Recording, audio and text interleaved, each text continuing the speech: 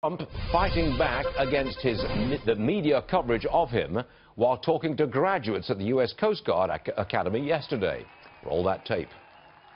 No politician in history, and I say this with great surety, has been treated worse or more unfairly. You can't let them get you down. You can't let the critics and the naysayers get in the way of your dreams.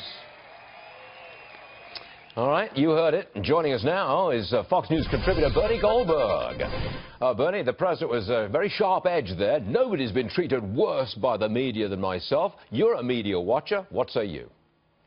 It's true that he gets more negative coverage than any president in modern history. Liberal journalists didn't like Ronald Reagan. They didn't like George W. Bush. But this is different. The hostility level is much, much higher. But here's what the president leaves out.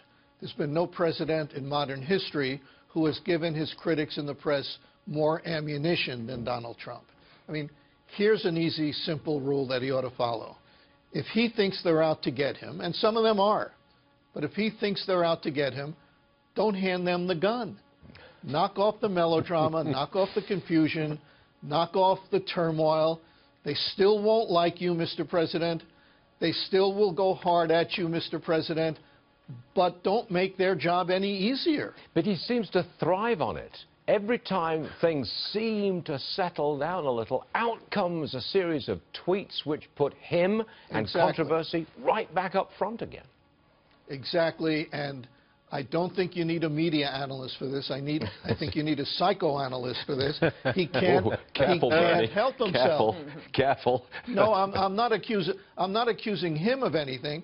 I'm saying there is something the way he's wired where he can't help himself. What you said is absolutely true. He can calm down for 24 hours, but something's going to happen to cause more turmoil. Okay, it's now, inevitable. Former House Speaker Newt Gingrich. Now, he says President Trump should shut down the White House press briefing room. Now, what do you say to that? I say you can shut it down. There's no constitutional right to have a press room. But you're not going to stop the leaks, and you're not going to stop the negative coverage. Here's what Newt Gingrich said. He said it would send a message. Here's the quote. The message would be that the media is a corrupt institution, and he's tired. The president is tired of being harassed by people whose only interest is in making him look bad. Are there some reporters who want to go beyond simply being tough and would like nothing better than to bring this president down? Yeah, I think there are. But while shutting the press room down may be temporarily satisfying, that's all it is. It's not going to make them cave, and it's not going to make them disappear. And Stuart, if he does something, let's just be kind and call it questionable.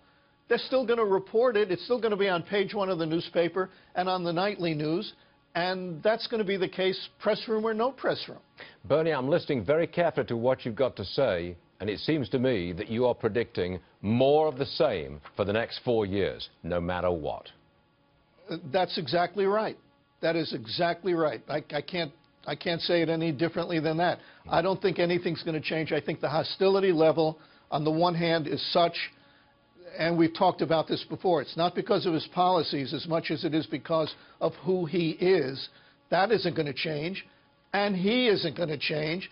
So whether you like it or not, what you're seeing now, it ain't going away, I don't think. But it's a perpetual employment charter for media analysts, isn't it? Wait a second. Come on. I confidently predict that Bernie Goldberg will be a static feature of this program for years to come. Welcome back.